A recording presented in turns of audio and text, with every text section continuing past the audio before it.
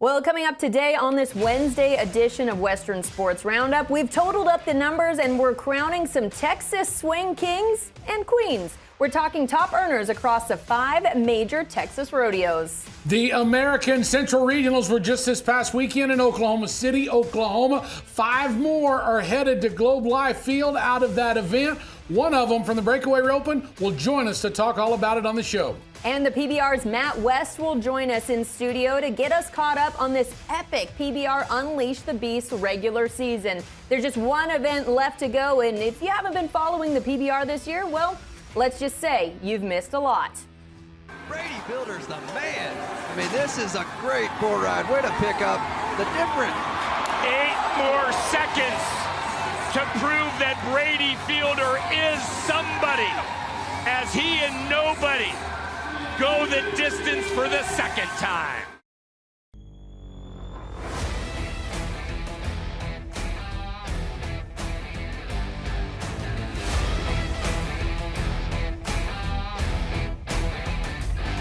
Well, howdy everybody, and welcome in to our Cowboy Channel studios. Welcome to Western Sports Roundup. I'm Ty McClary alongside Katie Lucas. And Katie, we're going to get right into our Kubota top story of the day, but that is because the Texas swing here on Cowboy Channel has wrapped up, and we have got lots to talk about it with. Of course, it's brought to you by our friends at Kubota. Together, we do more. Yeah, I feel like we're crowning some Texas swing kings and queens here. The top earners across Fort Worth, San Antonio, Houston, Austin, and San Angelo. That is what we're talking about for our Kubota top story of the day today. Starting off in the bareback riding with Rocker Steiner. Ty, he won over $105,000 across the Texas swing and placed at all 5 of those major rodeos. I said this early in the year, what a difference a year makes for Rocker Steiner, because if you remember at the beginning of January a year ago, Fort Worth didn't go very good for him. It didn't go very good at San Antonio as well. I mean, he just started off rough in 2025. 2026, it is quite a bit different. I mean, when you look at it, Fort Worth, he won a little less than $5,000. San Antonio, of course, racked it up closer to 13. Then the big payout, of course, at Rodeo Houston with him winning it for the 2nd year in a row. Things are looking good. And even with all that being said, Katie, he's still not #1 in the world. Yeah, and he is the lone contestant with that situation right now. Everyone else who'd won Rodeo Houston has climbed to #1 in the world, but that's just how tough the bareback riding has been this year. Bradley Miller's got a win in the Texas swing, so does Wasey Shaw, 2 of them actually. Rocker Steiner, though, has racked up a lot of money in the Texas swing. He is your #1 bareback rider across those 5 events. In the steer wrestling, how about Holden Myers at Rodeo Houston this year? He was runner-up to the title last year, got the job done this year. He's won $78,000 across the Texas swing, but kind of been quiet since Rodeo Houston. Yeah, he has been quiet, and I'm sure he, more than anyone, would love to get back into the winning circle. That is for sure. But the thing about Holden for me is I think that big win at Rodeo Houston this year just proved that last year being reserve champion there, like you just mentioned, it wasn't a fluke that just happened. I mean, this guy comes from great bulldogging family. You know, his dad a world champion. Of course, his grandfather Butch is going into the Hall of Fame. Of course, that's just cool stuff for me. But Holden Myers, yeah, on the Texas swing season, won over $78,000 between the Texas swing rodeos. Obviously, a big part of that coming from Rodeo Houston, but he's got a 5-time world champion hot on his heels as far as the world standings go. Yeah, and Tyler Wagasback has climbed a lot of spaces after the big payday there at San Angelo, and you never want a guy like that close in your rear view mirror. Moving on to the team roping, contestants that I feel like really put themselves on the rodeo map because of their win at Rodeo Houston. Corbin Rice on the head side, Cooper Freeman on the heel side. They got that big win at Rodeo Houston, kind of stayed on a roll through Rodeo Austin as well. Those 2 paydays have put them way up in the standings. And you look right there on that billboard on the left side of your screen, no money at Fort Worth, no money at San Antonio, San Angelo as well. So that just proves to you that big win at Rodeo Houston and, of course, getting some money at Austin, how much that can do for you, not only throughout the Texas swing, but how much it can do for you in the world standings. So, yeah, it's huge. Those guys, #1 right there. You see Corbin on the heading side, $86,700. And quite a bit ahead of number 2 and number 3 and number 4. That looks good for those young guys. And I love it. I got to say, you always fight for the underdog, right? And not that Corbin and Cooper are underdogs. I don't mean that in any sense, but you think, well, are the world champions going to win Houston or something like that? That's a cool story coming out of Rodeo Houston. Yeah, they really just kept their heads on straight the whole time. They watched the situation play out ahead of them, and they really just made a businessman's run to seal the deal. You're exactly right, Katie, and that does bring up a great point for what they did at Houston, just using their head, knowing that they didn't have to try to be 4 flat in that big Rodeo Houston arena. Maybe there's a good shot at it right there where they take a couple swings to make sure they catch in a few different steers and a few different runs at Houston, and that got them the big title $70,000 later out of Houston. Yeah, I listened to their interview on Charlie Crawford's podcast as well, and they talked about the horsepower that just have kind of fallen into place at the right time and just how much trust they both have in those horses. It's been a huge deal for them, and they credit those horses to not only that win at Rodeo Houston, but then to be able to turn around to Rodeo Austin, completely different setup, and still have trust in those animals has been a huge deal for them. In the saddle bronc riding, the highest earner for the Texas Swing has been Stetson Wright, $122,000 just in the saddle bronc riding alone. Interesting thing though, we didn't see him on the board there in San Angelo. Doesn't look like he competed there, but look at the earnings, Ty, that he had from Fort Worth through Austin. Oh, isn't that crazy? $17,000 at Fort Worth, $30,000, almost $31,000 at San Antonio. Of course, the big win, the big money at Houston with over $71,000, and then got him $3,500 there at Rodeo Austin. And you're right, I don't think he made his way to San Angelo, but no matter what, those other 4 Texas Swing rodeos were good to him. Here's the interesting part when you look at the world standings. That $148,000, if it ended right now, that would have qualified him to the National Finals Rodeo last season of 2025. So if we go off history, yeah, it's probably going to take a little bit more this season of 2026, but that amount of money would have qualified him to the National Finals last year. That's huge. And then Brother Rusty is right behind him. Yeah, it just goes to show how successful of a Texas Swing Stetson Wright had. Another person that had a very successful Texas Swing, Riley Webb, who picked up a $93,000, more than $93,000 across his journey in the Texas Swing. Of course, he's comfortable in the state of Texas, but won money at every single Texas Swing rodeo. This is why Riley Webb is so dominant, because he capitalizes everywhere. He does do that, and of course their big win in Houston. I get that, but here's the thing, and every rodeo contestant will tell, well, I say every, a lot of them will say this, that second and third and fourth along the way, that's what makes it. You're exactly right, Kate. Sure, it's great to win first every now and then, but you give me third and fourth almost every time. That's the reason that money stacked up like that at the Texas Swing, like it did for Riley Webb, and that's the reason he's so far in the lead in the world standings. Yeah, Riley just doesn't let those opportunities fall out of his hands. Yes, he might not always draw the calf to win it on, but that doesn't mean he's going to mess that calf up and make it so he can't even place on it. Just like you said, Ty, he'll pick up those seconds, thirds, fourth, and that's what makes him so dominant. But Kincaid Henry, $96,000 for him. You cannot ignore the season he's had either. Not at all, and he's right behind Riley there. I say right behind him. I mean, yeah, he's close to $30,000 away from him, but yeah, won Fort Worth, and the Texas Swing that he had was really, really good for Kincaid, and that's got him in that number 2 spot in the world standings. So Riley Webb leading that tie-down roping. All right, let's go to breakaway roping, and Haley Williams, ironically, kind of a slower Texas Swing overall than she definitely wanted to. Of course, always with the smile on her face and a wave to the crowd no matter what happens. I always love that. But look at what she did. Not a whole lot of money at Fort Worth, no money at San Antonio, the big win at Houston. Rodeo Austin, she left there with a pile of money, obviously, for doing so well there. But yeah, that's got her number 1 in the world. And here's the thing about Haley. She's long from being done on the season, so look for her to continue doing just exactly what she's been doing. Well, and she was just on a roll between Rodeo Houston and Rodeo Austin, too. And I think that's so amazing when those setups are so different and you can be dominant kind of at the same time. A lot of contestants would go rope at Houston and then pop over to Austin and then back again. And so to be able to switch your mind like that, that's what makes Haley Williams such a great roper. And that's exactly why she's number 1 in the world. And I love what you said moments ago about the team ropers and their horsepower was able to change from Houston to Austin. The thing about Haley Williams is she's got 3 or 4 of those good breakaway horses. And if the Houston horse doesn't do good at Austin, she'll change up and make it where she can win. And of course, her 8-time world champion dad, Speed Williams, and of course her mom, Jennifer, help out a ton with all of that. And that's good stuff for her in the breakaway roping. So speaking of horsepower, Cassie Mowry, she has no shortage of that. She has won $131, almost $132,000 across the Texas swing. She is the highest earner overall in a single event anyway. She placed at all 5 of our Texas swing rodeos, including winning Fort Worth, Houston, Austin. She was also 3rd in San Angelo just last week.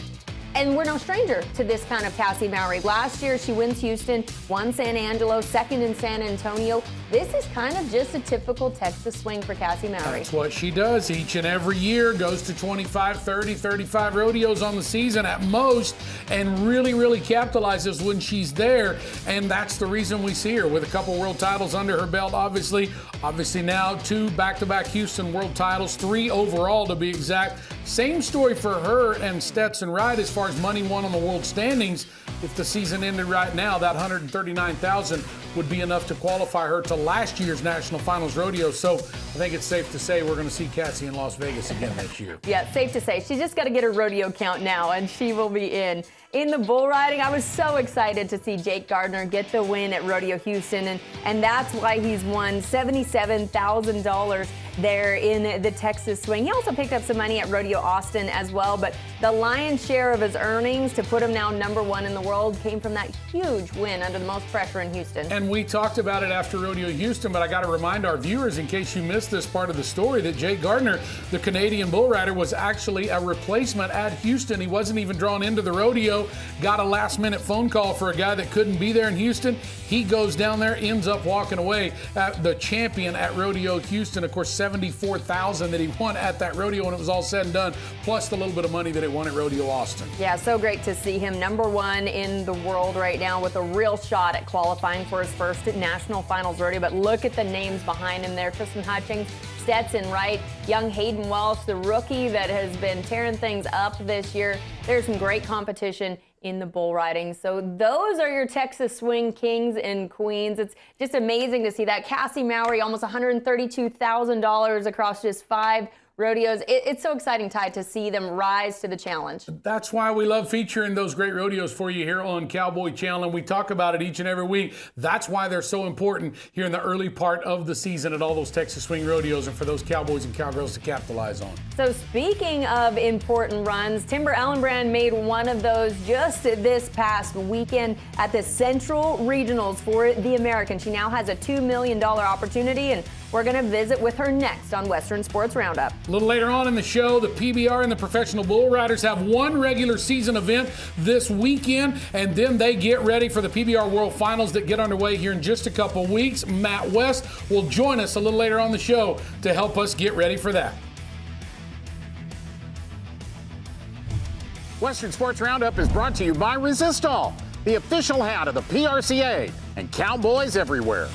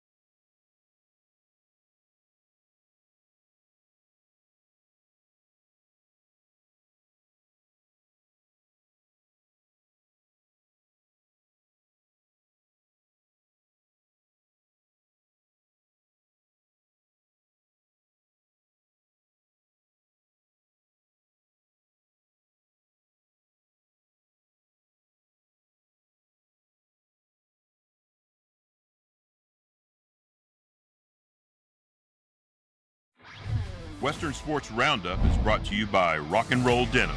Live boldly. Live in rock and roll denim.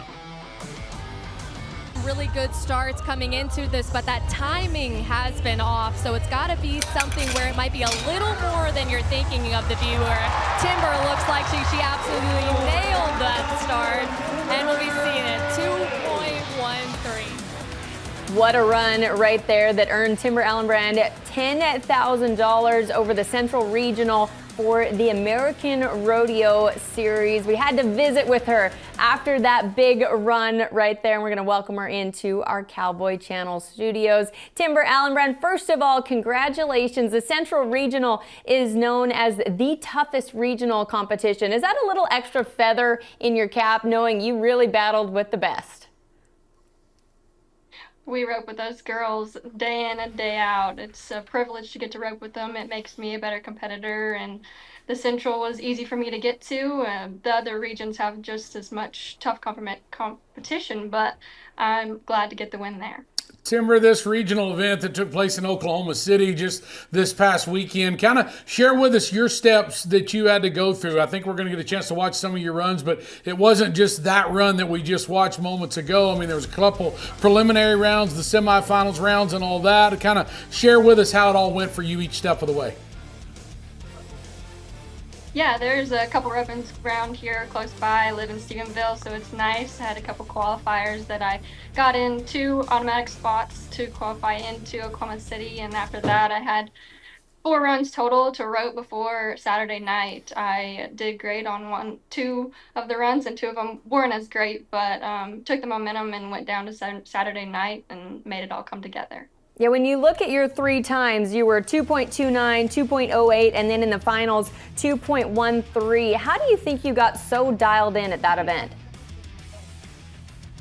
I just been really working on fundamentals, and that new horse I got has been a game changer. The timing I have with them has been awesome, and I just really tried to focus on doing my job. It was fast all week. Everybody was going fast and using the great cattle that were there, and so I just tried to do my job and focus on what I could do. Timber, speaking of going fast, Katie was actually there doing the broadcast there at the Central Regionals, and we were talking before this interview that those preliminary rounds was crazy fast for you girls up there.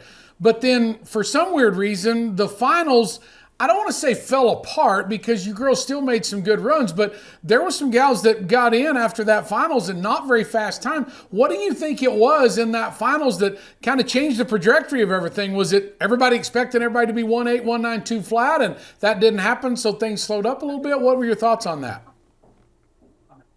It's hard to say. Jackie and I talked about it before. It was, is it going to be fast, or you're just going to have to go do your job? And it came down to just having to do your job. Jackie was last, and she's like, man, that was harder to go and be 4, whatever it was, instead of just be 2 flat that we were being all week. But the setup was definitely a 2 flat setup, and I think as I was halfway through the roster that night, and I just had to go and do my job because there was great ropers behind me. So I just went and did my job, and when it came down to Jackie at the end, it was kind of had to be a little gamey and know what you had to do. So I'm not sure why it happened, but everybody did a great job, and it still wasn't easy to get in through it all. Yeah, I want to dive into that a little bit more, Timber. Jackie completely changed up what I'm sure was her game plan before she nodded her head, because she saw what it was going to take to get in. Being last out, she knew she had to be faster than a 4.77. You being middle of the pack, how do you watch that first half of breakaway ropers, analyze what you need to do, but then also, just like you said, know that there's some tough breakaway ropers on the second half of the roster too? Right. Yeah, I didn't know how they were going to do it coming back Saturday night, if it was going to be a slow back setup or if you just had to, be random draw. And it did end up being random draw. And before I even saw that, I knew I needed to just go do my job. And obviously when I did that in the first 2 rounds, it helped me out. So I had that mindset going in. When I saw the first few girls struggle, maybe off the barrier, maybe took some risky shots, just didn't know what they had to do. That's exactly what I did. I just needed to go do my job, use what I had been working on, and and move forward. So it worked out. 5 of y'all have made your way to Globe Life Field from the Central Regionals. 5 from Lexington, Kentucky in the East just last week. And then 5 more will join y'all here in just 2 weeks from Las Vegas out at the West Regionals. So that leads me to my next big question. You're running at $2 million here in just about a month at Globe Life Field. You've been on the ground at the American, helping the likes of Kelsey Domer and some of the other breakaway ropers that have been there in the past and competed, but you yourself have never competed there, and you've definitely never competed for $2 million. Timber Allenbrand, what are you looking forward to the most there?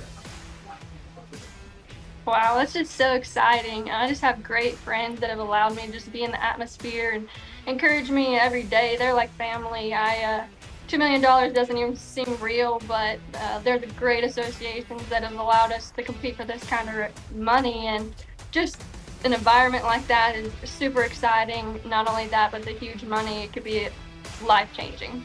How are you going to draw on those past experiences, being on the ground, feeling that atmosphere, feeling that pressure to help you when it's you that gets to nod your head there at the American? For sure. I remember being down there with Kelsey years ago. It's loud and it's huge in there. It feels huge, but it just comes down to the arena, just a practice sprint run in there that we work on every day. It's exciting, and just to be able to take it all in for sure will be a moment to always remember. But just going in there and continuing to do my job and let the chips fall where they may. I hope you can continue that job, that you can feed off of what you did last weekend in Oklahoma City, and that'll lead right into Globe Life Field at the American for you. Timber, thanks for joining us here on the show, and good luck chasing $2 million there at the Globe Life Field and the American Rodeo. We're looking forward to seeing what you can do. Thank y'all so much. It's good to talk to you. Good to talk with you as well. Timber Allenbrand, your champion from the Central Regionals there in Oklahoma City in the breakaway roping. Stay with us. We'll talk PBR bull ride. Matt West will join us. We're just a couple weeks from the kickoff of the PBR World Finals. We will get you all up to date on the PBR when we return.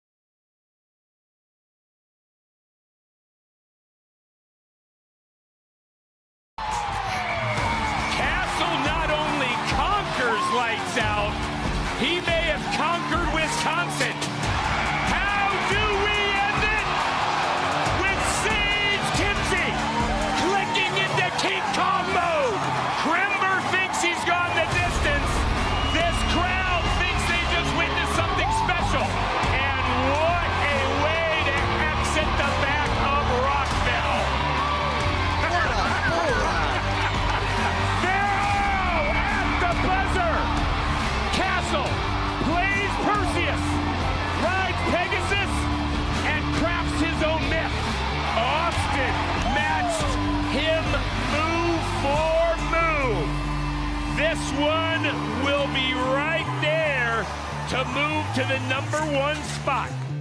Well, there's just a very small taste of the excitement that the PBR's Unleash the Beast tour has seen so far in this 2026 season, but we wanted to catch up on all of that excitement, so we brought in the PBR's Matt West. Wow, what a season we've had already. One more regular season event, but if you could wrap it all up over the last few months into a few words, what has this season been about? Tuning into the final weekend. Reality is, as a fan, it's been tremendous. If you're a fan of like excitement, thriller movies, things like that, twists and turns, I mean, PBR has given it to you this season. We've watched guys like John Crimber, of course, emerge into that superstardom that we've seen for the last couple of years. A guy like Brady Fielder, who was the #1 guy in the world last season for 8 or 9 weeks, kind of quietly hiding in the shadows. Now all of a sudden he's #2. You got Kimsey in there, which is no surprise. And the best part of it all is there's going to be 45 guys show up to Fort Worth in a couple of weeks, and 44 of them are going to try to play spoiler. It's hard for me to pinpoint like a few of those guys like you just mentioned, because as you said, I mean, 45 of them are dang capable of being 90, 92 points every time they nod their head. But with that being said, those couple 3 guys that you just mentioned at the top of the standings right now, whether we talk John Crimber, Brady Fielder jumping to #2 last week after the big win in Billings, I wanted you to get your thoughts on Sage Kimsey, because we obviously in the rodeo world, we know what he did in the pro rodeo arena, obviously what he's done with you guys in the PBR arena over the last handful of years, but a big shot at winning a PBR world title. And I love it, because anybody that knows Sage is a fan of Sage, and I really got to spend a lot of time with him a couple of seasons ago when we had him as an analyst during PBR teams, having him in a TV booth. You got to see a different side of this guy, and if you weren't a fan before or you were on the fence, you've got to be a fan now.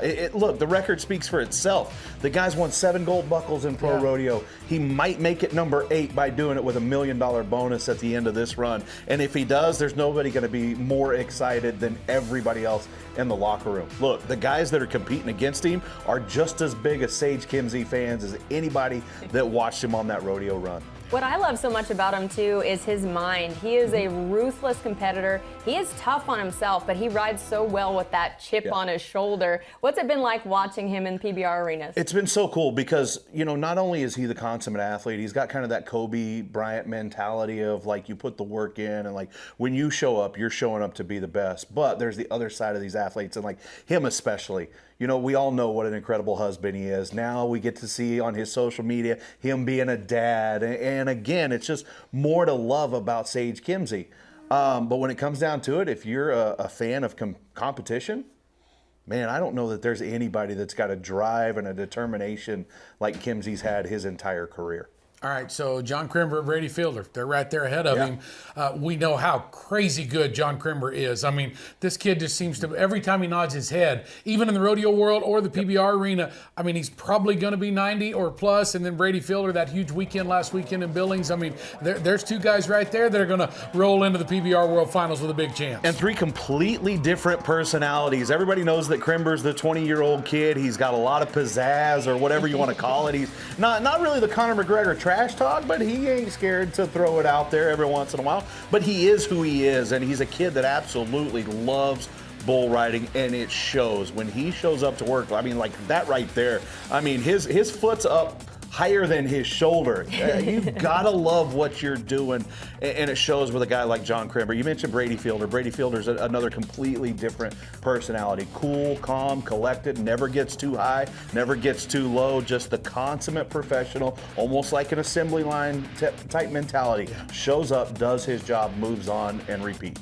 Remember last year, John Crimber was dealing with a pretty major injury at the PBR World Finals. How's he feeling this year? Look, it's going to be like watching Michael Jordan play, right? He's not going to tell you. If he's hurting, if he's got aches and pains, you're not going to know it until it absolutely cannot be hidden anymore. And I think that we've got a group of guys there at the top that are relatively healthy, and that means that everybody is going to show up with one goal in mind, and everybody on the outside of that arena, get ready for a show. So that leads me into my next question, Matt. Obviously, we've got Tacoma, Washington this weekend, the final regular season event before you guys go into the PBR World Finals. But then looking ahead to the PBR World Finals, 2 weekends of it, how do the guys get through 8 go-rounds of Man, it? it's a lot of bull riding, isn't it? I mean, you think about that, but let's see who has the momentum coming out of Tacoma, right? Because, I mean, whoever's going to have the hot hand leaving the Great Northwest is obviously going to have a little bit extra going into 2 big weeks. And we're not just talking about 2 Friday and Saturdays. It's 4 of the rankest bulls in the world at the Cowtown Coliseum. That little arena, there's a little extra pressure in there. I don't care what anybody says. The arena's smaller, the history that's in that building, the environment. You put that pressure mixed in with the best bulls on the planet, 4 rounds in a row, get a couple of days to kind of recoup, and then, hey, let's do it again in Dickey's Arena. I mean, it's potentially 9 of the rankest bulls on the planet that these guys are going to have to get on in a span of 8, 9 days. Crazy. Yeah, a lot of rides ahead of them from now until you hit Dickey's Arena. Realistically, mathematically, how much moving and shaking can we see before we get to Dickey's? Well, I would have given you a number a year ago, and I would have been completely wrong because Jose Vitor Lemi came from way out of nowhere and stole the show. Right now, you're looking at a ton of guys. Here's the thing. We all want to look at those top 3, but there's a guy by the name of Leandro Zampolo there in the number 4 spot that has shown so much promise and so much, just incredible talent, but he's not been able to stay healthy. If he could stay healthy in the run of these World Finals, I think he's got a chance to kind of quietly play spoiler. But look, if you're going to Vegas right now, the odds have to be on those top 3 guys. It's Crimbers to lose. He's not looking like he's slowing down anytime soon. The last couple of weeks, he's looked phenomenal. It's his to lose. Yeah. We'll put it that way. So going into these PBR World Finals, what is it looking like from behind the scenes standpoint for the PBR crew? I mean, I know y'all do it week in and week out at all across the country, but it is the PBR World Finals, and they're 2-3 weeks away, I guess, now. It's a big time part of the season for y'all. Yeah, we've got the greatest crew in the world. Everybody that works here in the stockyards in the office, they've been working 365 days to get ready for the next 2 weeks, right? Our guys that are on the road right now headed to Washington, they're going to pack up as soon as it's over. They're going to haul butt back to Fort Worth to set everything up. But at the end of the day, even those guys, when we start in Cowtown Coliseum, everybody kind of sets back and just becomes a fan to watch what's going to happen, because that's the best part of our job. We get a front row seat for the best bull riding in the world. I can't wait. Yeah, I know Ty and I, we can't wait either. For sure. We're happy to share all the news and the updates here on Western Sports Roundup. Matt, thanks so much for joining us. Me. I love the studio. Yeah, Thanks. Glad you came in to see us. Yeah, love it. Yeah. Love it. Awesome. Love our neighbors here at the PBR here in the Fort Worth Stockyards. Matt West giving us all the insight to get you ready for the big PBR World Finals.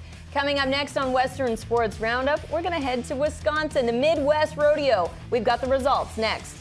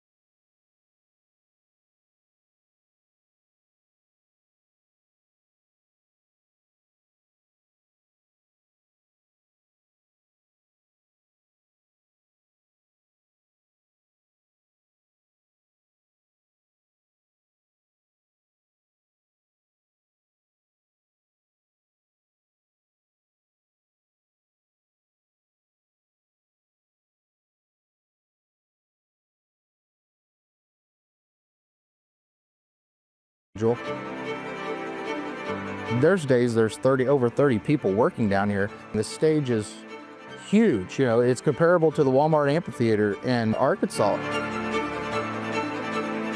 The entertainment is a huge part of what goes on, and it has grown and changed over the years. The caliber of talent that Josh is willing to risk his money to have come. He's a visionary. He has a vision of this place and where it's going. I feel like this year puts us in a whole nother ball game. We can now compete with big venues. I'm not sure that's something we really dreamed of. But here we are, like the final week, bringing it all together. The first 5 months of this year has been pretty hectic. We've been right out of one thing into another. We're starting to get things wrapped up. So I got to say, the first 5 months have been successful so far. This last month's going to tell the story. You're just going to get the air compressor over here. Right before 2024, we were still finishing up construction. So it was scary. Everything was down to the wire. Josh was stressed to the max. I don't know that I've ever seen him this stressed before a stampede. I was also probably the most stressed I've ever been. And, you know, we don't ever know how many people are going to come through the gate. So here you're thinking, now we've invested all this money in these permanent structures. Is this going to change anything for us? Is it going to help us? Or have we done all this and put all this money in this for, you know, no reason? My expectations, you know, it should be bigger than 2023 because we've had constant growth through there. But how much more growth are we going to have? Is the shower house going to work? It worked when we turned the water on, but you know, not all of us decided to go in there and take a shower one day and test it out. So there's all of these things that you're like, you're waiting for something to go wrong so you can go fix it. And then at that time, you have thousands of people. That is just a little taste test of what you're going to see on a brand new series that we've got going on here on Cowboy Channel. It premiered last Sunday, Building Spain. That is Josh and Jordan Spain telling their story and the big shows that they put on over there. You need to check that out. If you missed last week's episode, you can always go back on our Cowboy Plus app. And of course, a brand new episode will be coming your way this Sunday. Yeah, just another one of the series available on Cowboy Plus, but you could also watch the Midwest Fair and Rodeo on Cowboy Plus, the great rodeo from the Great Lakes Circuit in Madison, Wisconsin. It wrapped up over the weekend. Here's a look at your champions, including an 8-time national finalist in the bareback riding, Tanner Ostei. He was 84.5 points on Wild Side from Barnesboro Rodeo. This guy just keeps doing it year after year after year, and he continues to keep himself up inside the top 15 in the world standings. Yeah, you're right, 84.5 points, and won him a pretty good little old paycheck, almost $1,500 over there in Madison, Wisconsin. In the steer wrestling, it was all about Cody Metzger. 5-1 for him. You could see just how strong these steers were, Ty. This guy stays a lot in his circuit, rodeos there in the Great Lakes Circuit. In fact, he's a Great Lakes Circuit champion there. He's from Illinois. He won him some good money at that big extreme steer wrestling they had out in Abilene, Texas just a few weeks ago. Riley Mills and Thomas Smith got the win in the team roping. They were 5-9 there. Thomas more than doubled his earnings with the win right there. Yeah, Thomas from Tennessee. Riley makes his home in Missouri. They've placed in a lot of those rodeos over there in that circuit. Mississippi, Missouri's been pretty good to those team ropers. In the bronc riding, Spur Montag got the win. 83 points for him on Barnes' Mystery Man. He's just 19 years old, competing on his permit right now, number 3, in those standings. Yeah, he's one of the young guns. Of course, makes his home in Ohio, and rides like that are just going to keep him doing well on his permit. Probably see him get on his rookie card next season for 2027. Jed Grover won the tie-down roping with an 8-4 tie. You were looking at the results there. He gapped the competition pretty good. He really did. He kind of dominated. It was pretty far ahead of the rest of the field in the tie-down roping there. He's from Iowa. He's only been to a few rodeos this season, so that kind of payout is doing good for him. He's a Great Lakes Circuit finalist as well there in the tie-down roping. 81 points was the score for Dakota Warnken to get the win on Barnes' Pump Jack in the bull riding. You know, we look back to 2025, he had a pretty strong season. Dakota won $46,000. already cashed in at over $20,000 this year. This could be a name we'll see more and more. It definitely would. And of course, he was proud to get that win down there. He was the only guy to get a qualified ride at that rodeo. The Bulls bucked the rest of them off down there. One we didn't mention in the ladies barrel racing, Caitlin Clare, she won the rodeo at 14 and 21. She was just second over at Council Bluffs, Iowa about a month ago. So yeah, definitely good. Those are your champions from the Midwest Horse Fair and Rodeo. Coming up next on Western Sports Roundup, we dive into a brand new finale for the Cinch Breakaway Roping Championships. They're pretty exciting. They're doing pretty exciting things there at the BRC, and we're going to visit with GM Kason Wolfe about all of it next.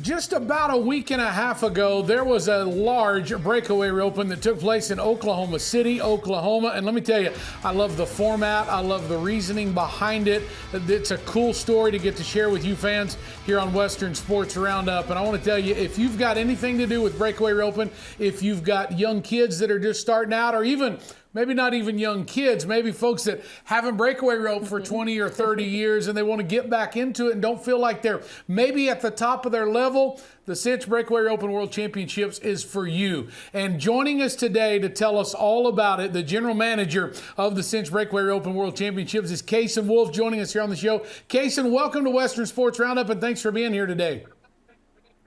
Thank you so much for having me on. I really appreciate it. All right, Kason, we're going to get right into this because I can't wait for you to explain to everybody at home watching. So let's talk team roping for just a second. How's their classification system? It's been a huge hit for the last, 30 years, I guess, 35 years. The team sorting, they've got a classification system. It's very similar to golf and having a handicap. You guys are doing it in the breakaway roping world, and it's been a big hit so far. Absolutely. Yeah, I grew up producing events, team roping, sortings. That's what my parents did. That's what my brothers do. And we've seen the classification system build a foundation for every sport out there. It makes the lower numbered ropers or riders have a shot to win a lot of money. We saw the need in breakaway and we jumped on it, and that's why we're here. How do you think that experience in the team roping and sorting events has helped you as you've moved this concept into breakaway roping? It's huge. You know, I've seen the feedback, good and bad feedback from both sides of it. My parents, they started the ranch sorting 20 years ago and have built a rating system that has recently sold the Equine Network. We put on World Series team ropings, and my parents put on team ropings forever. And if you cater to just the open riders, It's really cool. It's a great thing, but there's only going to be so many winners at the end of the year. And if you can cater to all levels of ropers, then everybody has a shot to win, and that's what's going to grow a sport. Kason, speaking of those different levels of roping, I love what you advertised leading up to this point because, for example, my daughter's 15 years old. She just started breakaway roping a year ago. So she's at the bottom level of getting her craft figured out. When you guys advertised this roping in Oklahoma City, it said for those lower numbered ropings, good slow calves for them to learn on. And that's exactly what you had up there. So you delivered on what you advertised. That's got to be a huge pocket in under your shirt there that is good to get that filled. Absolutely. I have a lot of respect for people that keep calves around because that's not an easy thing to do. But we worked with some great producers to get open cattle there, and as well as we put together a set of slow calves. And I think they did outstanding. You know, they were lopers, but everybody had a shot. They weren't falling down. They were a great set of calves, and I think that's what really gives people an opportunity to win. Yeah, and with your classification system, you got a wide range of ropers to cater to. A number one in your system is just brand new to breakaway roping. They might be just roping a sled, but then all the way up to a number 6 has over $100,000 in career earnings. We're talking professional level, national finals of breakaway roping type caliber ropers. Just how difficult is it to make sure you match up those cattle to all of those ropers? Yeah, no, it's not an easy task, but the cool part is, like, we do have a number 1. It is on a sled, and so we use a Smarty sled. We go 8 miles an hour, and it's a cool thing for young kids or even people that are just getting into the sport to be able to come, stay controlled, and rope on a sled. And then for our number 2 roping, we really try to put together a set of slow calves. And the way we try to advertise our number 2 roping is those are for the people that need a slow calf to compete on. They're not ready to go run down a calf that's hauling butt across the arena. They need something that's controlled and easy, and that's the beauty of the classification system, is you don't have to be able to go full speed. You can come to one of our events, you can rope on a slow calf, and you can build your confidence. Whether you are a 15-year-old girl or somebody that's won hundreds of thousands of dollars but is slowed down and isn't ready for fast cattle still. So that's been a huge part of it. And the cool part is, like, our number 2 roping was the biggest roping we had at the finale, which that shows that there's a need for it. So when we talk about payout, Kason, that's what I love. I mean, there's some folks that left town with $20,000, $25,000, and even a little more than that. That is huge to come to a breakaway roping jackpot in Oklahoma City and be able to have the chance at running at that kind of money. Absolutely, absolutely. We want the finale to be the highlight of the year.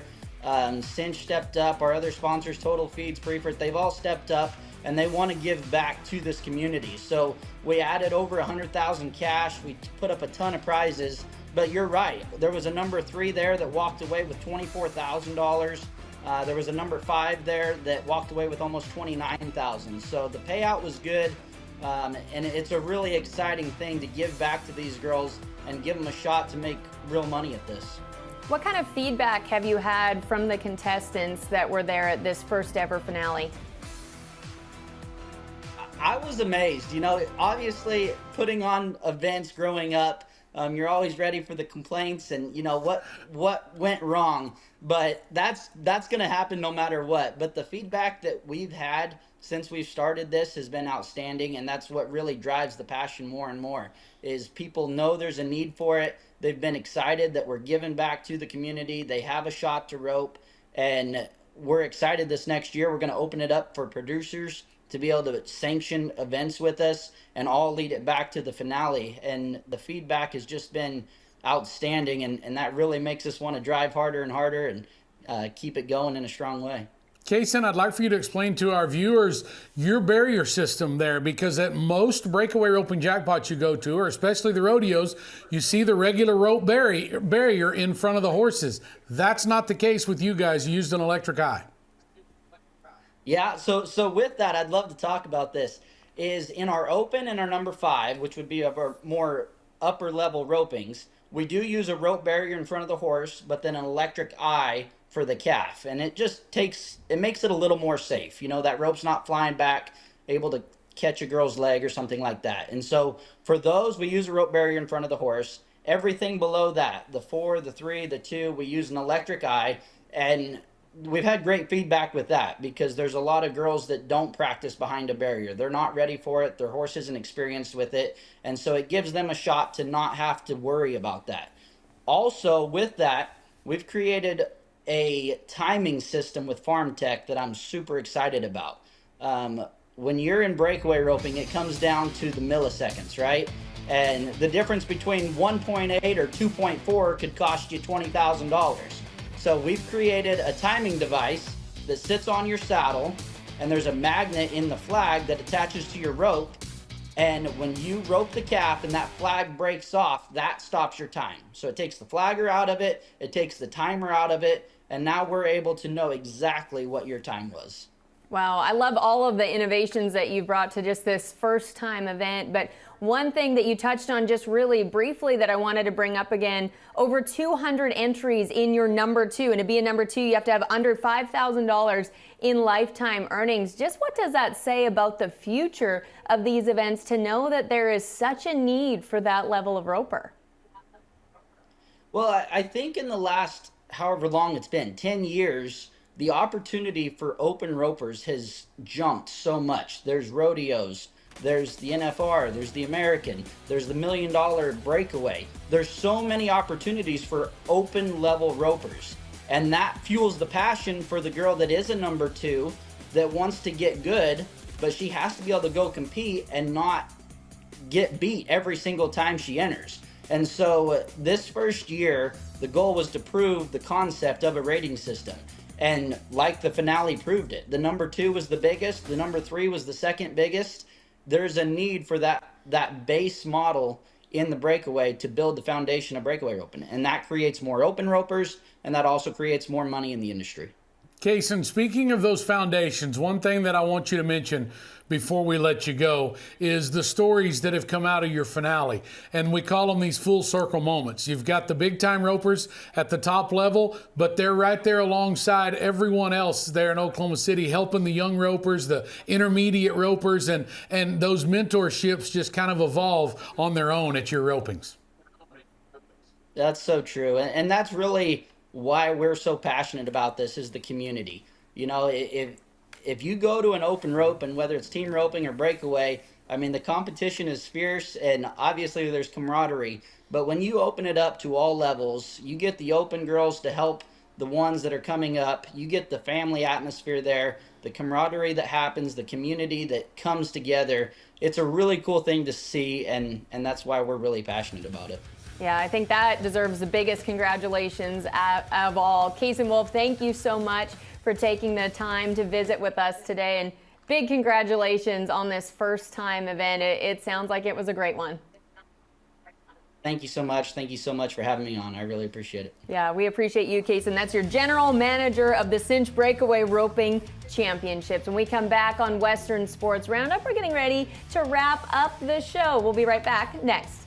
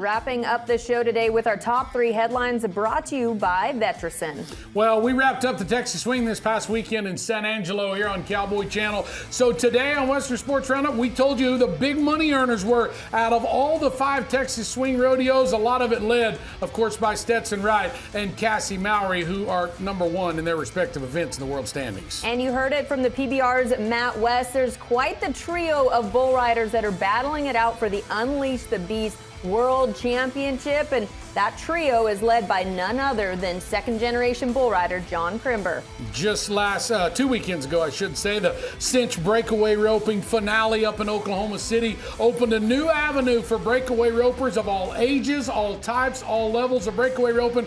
We talked all about it with Kason Wolfe, the GM of the Cinch Breakaway Roping, a huge event in Oklahoma City. And stay tuned, folks. Those are just going to get bigger and better. Lots of events throughout the season. You're going to want to pay attention to the Cinch Breakaway Roping finales. That is for sure. Yeah, Ty, I think the true theme of today's show is just how good of a place the Western industry is in right now. We got a very exciting PBR World Finals coming up. Breakaway is seeing some big advances forward. You're seeing just how much money can be won. And hey, there's more money to be handed out in the PRCA as well. Clovis Extreme Bull Riding will be hosted by Steve Kenyon right here at our Cowboy Channel studios. Next, tune in for that. But for now, for Ty McClary, I'm Katie Lucas. Thanks for watching Western Sports Roundup.